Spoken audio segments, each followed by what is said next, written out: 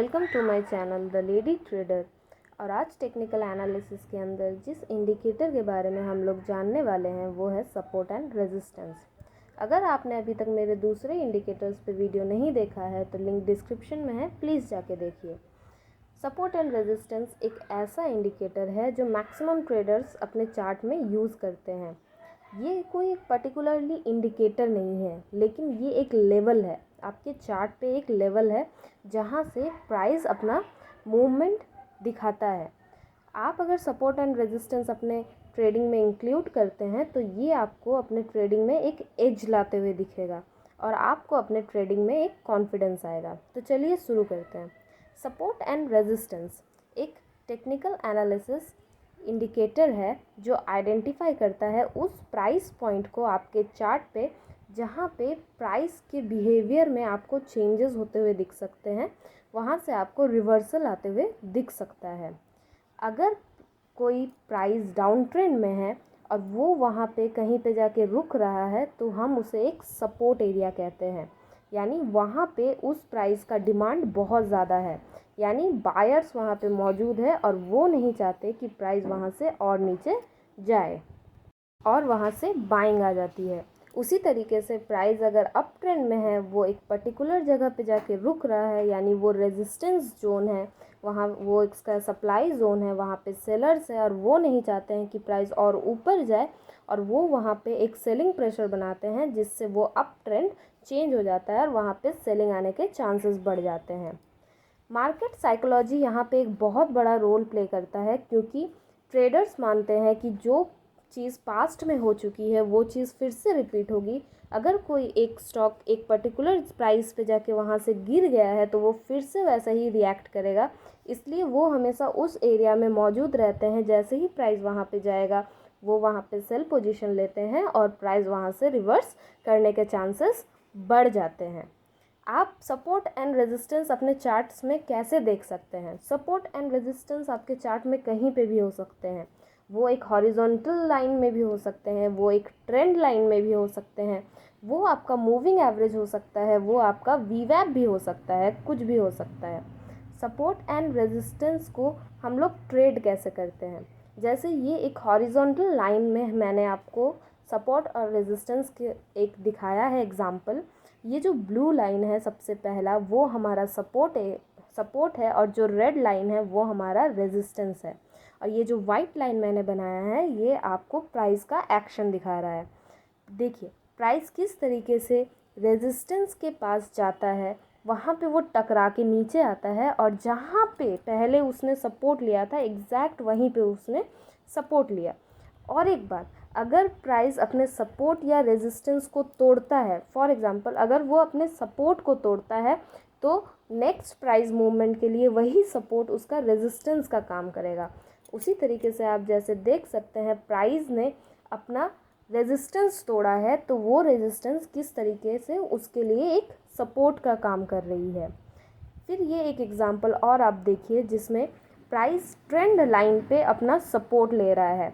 जब जब भी प्राइस उस ट्रेंड लाइन के पास आता है किस तरीके से उस स्टॉक में बाइंग आ जाती है और किस तरीके से प्राइस वहाँ पे रिएक्ट करता है हर बार।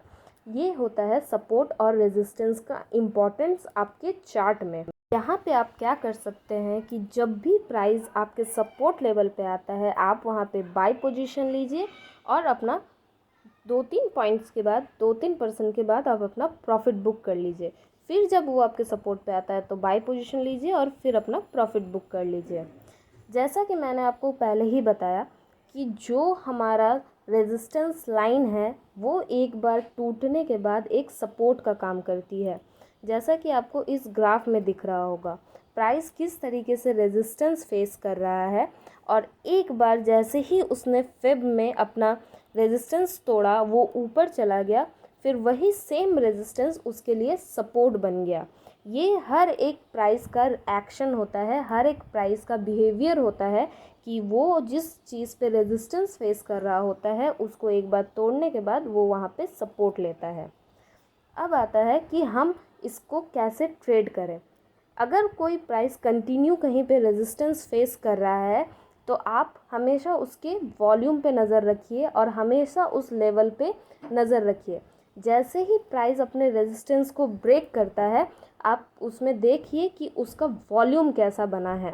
अगर उसका वॉल्यूम काफ़ी बड़ा है, अगर उसका वॉल्यूम काफ़ी स्ट्रॉन्ग है, आपको उसका ब्रेकआउट कैंडल भी काफ़ी स्ट्रॉन्ग दिख रहा है, यानी ब्रेकआउट मतलब जो वो अपना सपोर्ट तोड़ के जो कैंडल बना है वो अगर स्ट्रॉन्ग है, तो आप वहाँ पे बाय पोजीशन ले सकते हैं। जैसा कि आप हम यहाँ पे देख रहे हैं, इसे कहते हैं ब्रेकआउट ट्रेडिंग। ब्रेकआउट ट्रेडिंग दो तरीके के होते हैं। जैसे ही कोई भी प्राइस अपना रेजिस्टेंस ब्रेक किया या सपोर्ट ब्रेक किया, आप वहाँ पे तुरंत एंट्री ले सकते हैं।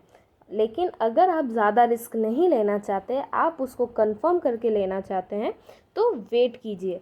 प्राइस उसको ब्रेक किया है, उसको वो एक बार अपने रेजिस्टेंस को सपोर्ट बना के वहाँ पे वो एक बार टेस्ट करने आएगा। इसे कहते हैं रीटेस्ट एंट्री, यानी जो प्राइस लेवल जो सब रेजिस्टेंस था वो सपोर्ट बन गया, वहाँ पे आप उसको फिर से बाय कर सकते हैं, फिर वहाँ से आप अपना प्रॉफिट बुक कर सकते हैं।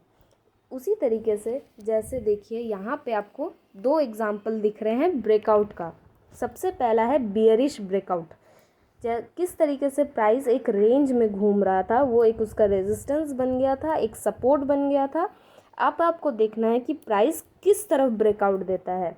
अगर प्राइस आपको नीचे की तरफ ब्रेकआउट दे रहा है, यानी बियरिश ब्रेकआउट दे रहा है, तो आप वहाँ पे तुरंत पोजीशन ले सकते हैं, या फिर आप उसको रीटेस्ट करने का इंतज़ार कर सकते हैं। उसी तरीके से सेम ऊपर की तरफ भी आप कर सकते हैं। फॉर एग्ज़ाम्पल यहाँ पे आप देखिए, एक स्ट्रॉन्ग सपोर्ट लेवल है। प्राइस वहाँ पे एक बार, दो बार, तीन बार वहाँ पे सपोर्ट ले चुका है। चौथी बार जब वो वहाँ पे सपोर्ट लेता है, तो वो एक इनगल्फिंग कैंडल बनाता है, यानी जो उसका ग्रीन कैंडल है वो रेड कैंडल को पूरी तरीके से खा गया है, और वहाँ पे उसका वॉल्यूम भी काफ़ी स्ट्रॉन्ग है। जैसा कि पिछले आप देख सकते हैं, पिछले कुछ जो वॉल्यूम के कैंडल्स है वो काफ़ी छोटे हैं, और इसके बाद जो कैंडल्स बन रहे हैं वो बड़े बन रहे हैं। यहाँ पे आप सिंपली एक बाई पोजीशन लीजिए, उसी ग्रीन कैंडल का सबसे लो को आप अपना स्टॉप लॉस रखिए, और उस ट्रेड में आप अपना पोजीशन बना सकते हैं और आगे जा सकते हैं। स्टॉप लॉस क्या होता है? स्टॉप लॉस एक बहुत बड़ा टॉपिक है, जिस पे मैं आपके लिए एक अलग से वीडियो ज़रूर लेके आऊँगी। आप अपने स्टॉक के प्राइस मूवमेंट को नोटिस करते रहिए, जहाँ पे उसमें पुल बैक आए आप वहाँ पे अपना पोजीशन स्क्वायर ऑफ कर सकते हैं। अब होता है कि हर ब्रेकआउट सही ब्रेकआउट नहीं होता है, कुछ ब्रेकआउट्स फेल हो जाते हैं, जिसे हम लोग फॉल्स ब्रेकआउट कहते हैं। तो जैसे कि आप यहाँ पे एग्जांपल देख सकते हैं कि पहले जब वो रेजिस्टेंस फेस किया, दूसरी बार में वो ब्रेकआउट दे दिया, लेकिन वो वहाँ पे सस्टेन नहीं कर पाया, वो नेक्स्ट कैंडल में ही वापस आ गया, जिसको हम लोग फॉल्स ब्रेकआउट या फिर फेक आउट भी कहते हैं। अगर आप यहाँ पे बाई कर लेते हैं तुरंत, तो आप इस ट्रेड में फंस सकते हैं और आपका स्टॉप लॉस हिट हो सकता है। उसी तरीके से ऑपोजिट में एक बार सपोर्ट लिया, दूसरे बार में ब्रेकआउट दिया, लेकिन वो सस्टेन नहीं कर पाया। फिर आता है रिवर्सल ट्रेड। हम लोग रिवर्सल ट्रेड कैसे ले सकते हैं? अगर कोई प्राइस बहुत बार रेजिस्टेंस को फेस कर रहा है, उसको नहीं तोड़ पा रहा है, और वो वहाँ पे रिवर्सल कैंडल बनाता है, तो बहुत चांसेस हो जाते हैं कि प्राइस वहाँ से गिर जाएगा, तो हम वहाँ पे एक सेल पोजीशन ले सकते हैं। और वहीं अगर प्राइस बहुत देर से सपोर्ट ले रहा है किसी एक पर्टिकुलर जगह पे, और आप देख रहे हो उसको नीचे से बार बार रिजेक्शन मिल रहा है, तो हम वहाँ पे बाई पोजीशन भी ले सकते हैं। अब रिवर्सल कैंडल्स कौन कौन से हैं? जैसे कि आप देख सकते हैं कि हैमर एक रिवर्सल कैंडल है, इन्वर्सल हैमर एक रिवर्सल कैंडल है, bullish engulfing, morning star, hanging man, shooting star, bullish engulfing और इवनिंग स्टार।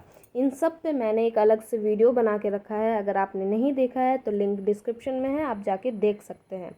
इसे कहते हैं रिजेक्शन ट्रेडिंग। जब प्राइस सपोर्ट पे आता है, वहाँ से वो एक रिजेक्शन लेता है, यानी अगर वो वहाँ पे एक हैमर बनाता है, जो कि आपको पैटर्न से ही पता चलेगा कि बॉडी उसका छोटा बना है, नीचे से रिजेक्शन है, तो आप वहाँ पे बाई पोजीशन ले सकते हैं। आप ये एक एग्जांपल देखिए, प्राइस कंटिन्यू चल रहा था, एक बड़ा फॉल आया, एक सपोर्ट लेवल पे आया, और वहाँ पे उसने एक रिजेक्शन कैंडल बनाया, यानी प्राइस को नीचे से रिजेक्शन मिल गया, यानी आपको समझ जाना है कि वहाँ पे बायर है, वो उसका डिमांड जोन है, प्राइस वहाँ से ऊपर जा सकता है। लेकिन बाय पोजीशन लेने से पहले आप हमेशा उसके वॉल्यूम पे हमेशा गौर कीजिए। अगर उसका वॉल्यूम छोटा है तो उसमें बाय पोजीशन लेने से परहेज़ कीजिए। अगर उसका वॉल्यूम स्ट्रांग है तो आप वहाँ पे बाय पोजीशन ले सकते हैं। जैसे कि देखिए किस तरीके से उसमें रिवर्सल आया। उसी तरीके से आप एक और एग्जांपल देखिए कि प्राइस कैसे रेजिस्टेंस और सपोर्ट को रिस्पेक्ट कर रहा है।